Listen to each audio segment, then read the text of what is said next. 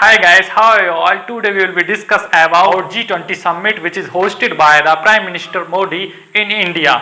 भाई एक बात आपको बता दें कि हमारे भारत के द्वारा G20 समिट का आयोजन किया जा रहा है हमारे देश की राजधानी नई दिल्ली के अंदर। कहाँ किया जा रहा है सर? नई दिल्ली के अंदर।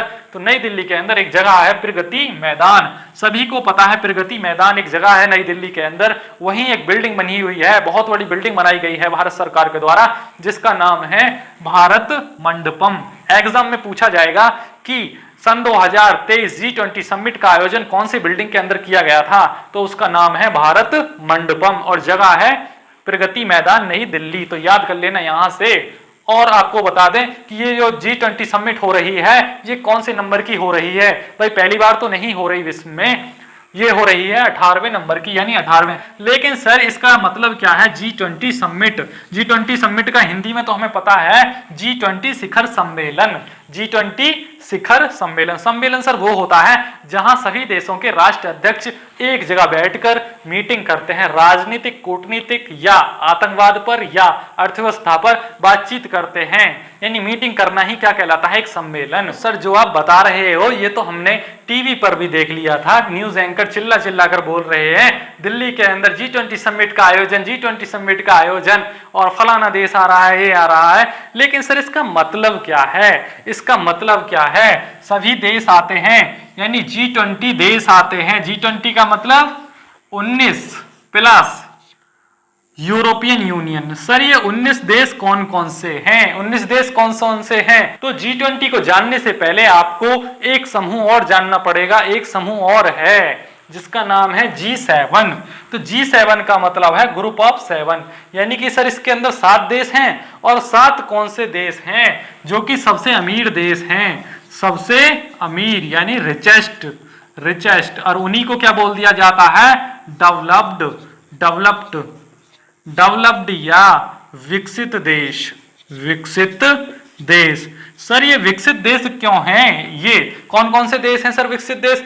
Canada, France, Germany, Italy, Japan, UK, US, यानी कुल 7 यानी 6 देश प्लस यूरोपियन यूनियन के सभी देश। ये किसकी श्रेणी में आते हैं? विकसित देशों की श्रेणी में आते हैं। विकसित का मतलब ये होता है किसी व्यक्ति ने इतना पैसा कमा लिया है, अब उसे ज्यादा कमाने की जरूरत नहीं है, वो पहले से इतना अमीर हो चुका है, इतना ताकतवर हो चुका है, उसके पास सब कुछ है। जो आज हम कर रहे हैं यानी मिशन वगैरह जो हम कर रहे हैं भारतीय, यानी जो हमारे मिशन जा रहे हैं जैसे चंद्रयान 3, वो देश यानी कि ये जो देश हैं विकसित देश ये सब पहले ही करके छोड़ चुके हैं ये। लेकिन हम किस श्रेणी में आते हैं फिर सर? ये तो विकसित देश हो गए, हम किस श्रेणी में आते हैं? भारतीय, हम आते हैं विकासित देशों की श्रेणी में। विकासित का मतलब होता है डेवलपिंग। विकासित का मतलब होता है डेवलपिंग नेशन की श्रेणी में।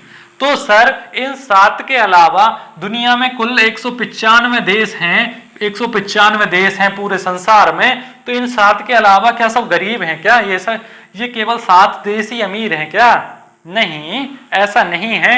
जब इनको हटा के 195 में से 7 देश हटा के बाकी जो बचते हैं उनमें से अमीर देश हैं, जैसे कि भारत अमीर देशों की श्रेणी में आता है, चाइना भी अमीर देशों की श्रेणी में आता है। इनको क्या बोला जाता है सर? इनको बोला जाता है विकसित देश यानी डेवलपिंग नेशन। ये इतना पैसा कमा रहे हैं, इनकी टेक्नोलॉजी वगैरह इतनी मजबूत होती जा रही है कि कुछ दिनों बाद ये विकसित देशों की श्रेणी में आने को तैयार हैं। कहने का मतलब है ये इतने मजबूत होते जा रहे हैं देश, जैसे भारत है, चाइना है और भी ऐसे कई देश हैं। ये कहां आने के लिए तैयार हैं? विकसित देशों की श्रेणी में। इसीलिए इनके लिए क्या ग्रुप बनाया जाता है? जो सबसे डेवलप्ड नेशन है उनको तो G7 बोला जाता है, G7 कंट्रीज। और जो विकसित देश हैं सर, जो विकसित देश हैं उनके लिए कौन सा ग्रुप है? उनके लिए है G20 यानी ग्रुप ऑफ 20 यानी 19 देश plus European union. Sir G7 यानी कि 7 यहां भी आएंगे और 7 के 7 देश इस ग्रुप में भी हैं, यानी उनका अलग से एक ग्रुप है प्लस इस ग्रुप में भी बैठ गए आके, ठीक है। प्लस कौन होंगे? बाकी जो डेवलपिंग नेशन है, डेवलपिंग नेशन डेवलपिंग नेशन बोले तो सर जो देश विकास कर रहे हैं, पैसा कमा रहे हैं, टेक्नोलॉजी पे विकास कर रहे हैं, टेररिज्म को घटा रहे हैं, अर्थव्यवस्था को सुधार रहे हैं, वो कौन से देश हैं? Developing nation. Plus European union. Sir European union तो यहां भी था G7 में, तो इसको यहां से रफ कर दीजिए, ये तो इसमें ऑलरेडी आ चुका है G7 में, ठीक है। यानी G7 प्लस डेवलपिंग नेशन, इन सभी देशों ने मिलकर एक समूह बनाया जिसको बोला G20 शिखर सम्मेलन। सर इतना तो समझ में आ गया कि इन सभी की एक मीटिंग होती है, एक मीटिंग, और ये इस बार भारत कर रहा है। क्या भारत इससे पहले भी इसे किया था? नहीं, भारत पहली बार कर रहा है। यानी कि अब तक ये 18 बार हो चुकी है, 18 बार भारत इसको फर्स्ट टाइम कर रहा है, पहली बार। तो सर अब तक कहाँ था भारत? इसका जो स्थापना हुई थी, इसकी स्थापना तो 26 सितंबर 1999 में ही हो गई थी, यानी 1999 में ही हो गई थी। तो सर अब तक भारत कहाँ था? ऐसा नहीं है, चाहे मीटिंग किसी भी देश में हो, ये सभी के फेवर में होती है। ऐसा नहीं है कि एक ही देश के फेवर में होगी, ऐसा भी नहीं है कि इस बार भारत में हो रही है तो भारत के ही फेवर में, यानी सभी देशों के लिए सोचा जाता है, उनकी अर्थव्यवस्था, यानी कंबाइंड मीटिंग है। सबका साथ सबका विकास होता है इसमें, यानी और जो अन्य देश हैं, कहीं कभी लास्ट टाइम ये कहाँ हुई थी? अर्जेंटीना में हुई थी, इस बार इंडिया में हो रही है, अगली बार ब्राजील में होगी। प्रत्येक वर्ष अलग अलग देशों के अंदर G20 समिट का सम्मेलन किया जाता है और इसकी स्थापना हुई थी 26 सितंबर 1999 को। तब से लेकर सन 2023 तक ये मीटिंग 18 बार हो चुकी है, 18 बार हो चुकी है, यानी कुछ बार नहीं हुई थी, कुछ सालों में बीच में गैप आ गया था, 18 बार हो चुकी है। और सर भारत कौन सी बार कर रहा है? एग्जाम में पूछा जाएगा कि G20 समिट सन 2023 का आयोजन हुआ था, भारत में कितनी बार हो चुकी है? भारत में सिर्फ सन 2023 में हुई है, पहली बार, यानी फर्स्ट टाइम विजिट कर रहा है भारत। तो सर इसकी थीम क्या है? इतना तो हमको समझ में आ गया। तो G20 सन 2023 जो हो रही है, भारत होस्ट कर रहा है, जिसको भारत में आयोजन हो रहा है, तो इसकी थीम क्या है सर? वासुधैव कुटुंबकम। वासुधैव कुटुंबकम, जिसको दर्शाया जाता है एक चक्र से, इस तरीके का एक चक्र होता है और इससे दर्शाया जाता है, इस तरीके का ही थीम। चक्र देखा होगा आपने, मोदी जी ऐसे चक्र के पहिए से के सामने खड़े होकर और सभी देशों के राष्ट्र अध्यक्षों का अभिवादन कर रहे हैं, यानी हाथ मिला रहे हैं और उनको थैंक यू बोल रहे हैं कि आने के लिए धन्यवाद। यानी कि मोदी जी ने ही तो होस्ट किया है, सबको इनवाइट किया है, तो मोदी जी ही यानी अभिवादन करेंगे ना, क्योंकि मोदी जी इस बार G20 के प्रेसिडेंट हैं सन 2023 के अंदर। तो इस तरीके का जो चक्र होता है ये किसको दर्शाता है? वासुधैव कुटुंबकम। सर वासुधैव कुटुंबकम का मतलब क्या होता है? हम भारतीय जो लोग हैं, हमारा भारत वासुधैव कुटुंबकम की नीति को अपना के चलता है हमेशा। इसका मीनिंग क्या है? यानी कि एक धरती, एक परिवार, एक भविष्य। यानी कि भारत ये बोलता है ना कोई बॉर्डर है, ना कोई देश अलग है, यानी सभी आपस में मित्र हैं और सबका एक भविष्य है, यानी सब साथ मिलकर विकास करो, यानी सबका साथ सबका विकास। शॉर्टकट में बोलो, सबका साथ सबका विकास। कहने का मतलब ये हुआ कि सभी देशों को मिलजुल कर रहना चाहिए। जैसे भारत और पाकिस्तान का हमेशा युद्ध चलता रहता है, ऐसा नहीं होना चाहिए। भारत कौन सी नीति को अपना के चलता है? वासुधैव कुटुंबकम। इसीलिए भारत कभी भी किसी देश पर आक्रमण नहीं करता है जब तक दूसरा देश न करे। भारत की जो नीति है वासुधैव कुटुंबकम की नीति है। समझे बात? तो हमने आपको सब कुछ बता दिया है, G20 का मतलब बता दिया है। G20 एक सम्मेलन है जो मीटिंग की जाती है, लेकिन सर आपने ये नहीं बताया, सारा कुछ बता दिया, इस मीटिंग से हमें प्राप्त क्या होगा? इस मीटिंग से प्राप्त क्या होगा? तो इसको हम बताते हैं आपको। Benefits of G20।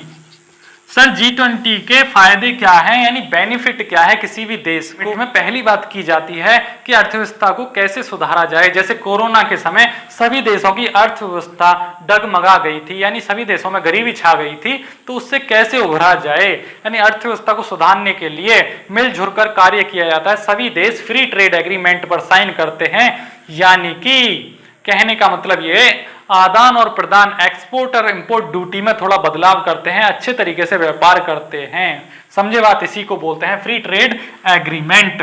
पहली बात होगी ट्रेड। दूसरा सर राजनीतिक और कूटनीतिक मित्रता, यानी सभी देशों के जो राष्ट्र अध्यक्ष होते हैं, बोले तो नेता यानी लीडर्स, उनके बीच एक मित्रता बनती है। जब भाई आपस में रिश्तेदार एक जगह मिलते हैं, यानी सभी देशों के राष्ट्र अध्यक्ष एक जगह बैठ के खाना खाएंगे, बातचीत करेंगे, एक दो दिन रुकेंगे, तो उनके बीच में क्या होगी, एक मित्रता बनेगी। समझे बात? तो राजनीतिक और कूटनीतिक मित्रता बनती है, ट्रेड में फायदा होता है। तीसरी बात, अर्थव्यवस्था में फायदा होता है। और टेररिज्म को न्यूट्रलाइज करने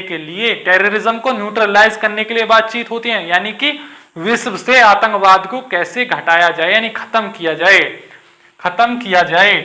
तो सर भारत में तो पाकिस्तान आतंकवाद फैलाता है, उसकी बात होती है, बिल्कुल होती है। यानी कि भारत जहां जहां समिट होती है, G7 समिट में भी जाता है, यानी कि ग्रुप में तो नहीं है G7 ग्रुप में भारत, लेकिन वहां इनवाइट किया जाता है फिर भी, यानी G7 का मेंबर नहीं है लेकिन इनवाइट किया जाता है। साथ में आपको बता दें, G7 का मेंबर तो नहीं है भारत, लेकिन इसमें जाता है, यानी ऐसे इनवाइट गेस्ट की तरह। सर G20 का मेंबर है क्या भारत? बिल्कुल G20 का मेंबर है, क्योंकि भारत एक डेवलपिंग नेशन है, डेवलप्ड नेशन की श्रेणी में अभी नहीं जुड़ा है, यानी चाहे तो जुड़ सकता है, लेकिन भारत ने साइन नहीं किया है। दूसरी बात क्या है, टेररिज्म को न्यूट्रलाइज किया जाता है। इसी सब चीजों का मतलब है G20 समिट। इतने प्रकार के सम्मेलन होते रहते हैं विश्व में। सम्मेलन क्या है सर? मीटिंग होती रहती है। यानी मीटिंग किस लिए होती है सर? ये यानी आपस में बातचीत करने के लिए, अर्थव्यवस्था से, एग्रीमेंट से, यानी व्यापार कैसे किया जाए, ट्रेड कैसे किया जाए, आतंकवाद को कैसे घटाया जाए, और मित्रता कैसे बनाई जाए देशों के बीच, यानी इसी सभी बातों को करने के लिए यानी क्या किए जाते हैं? सम्मेलन। तो ये किन देशों का है? इसमें 4-5 देश हैं, ब्राजील, रसिया, इंडिया, चाइना और साउथ अफ्रीका। ब्रिक्स का मतलब है ब्राजील, रसिया, इंडिया, चाइना, साउथ अफ्रीका, यानी ब्रिक्स सम्मेलन इन सभी देशों के बीच होता है, 5 देशों के बीच। दूसरा सर G20 हम अभी आपको बता के हटे 19 प्लस यूरोपियन यूनियन क्या है सर? 22 देशों का। इसमें सिर्फ यूरोप के देश आपस में मीटिंग करते हैं, सिर्फ यूरोप महाद्वीप के देश आपस में भी मीटिंग करते हैं। G7 का मतलब क्या है सर? दुनिया के सभी अमीर देश, यानी 7 अमीर देश, यानी डेवलप्ड नेशन आपस में मीटिंग करते हैं। और सर क्या होता है इस G7 में? क्या होता है, यानी 7 तो अमीर देश प्लस यूरोपियन यूनियन भी रहता है, इसमें 7 अमीर देश प्लस यूरोपियन यूनियन भी मीटिंग करता है।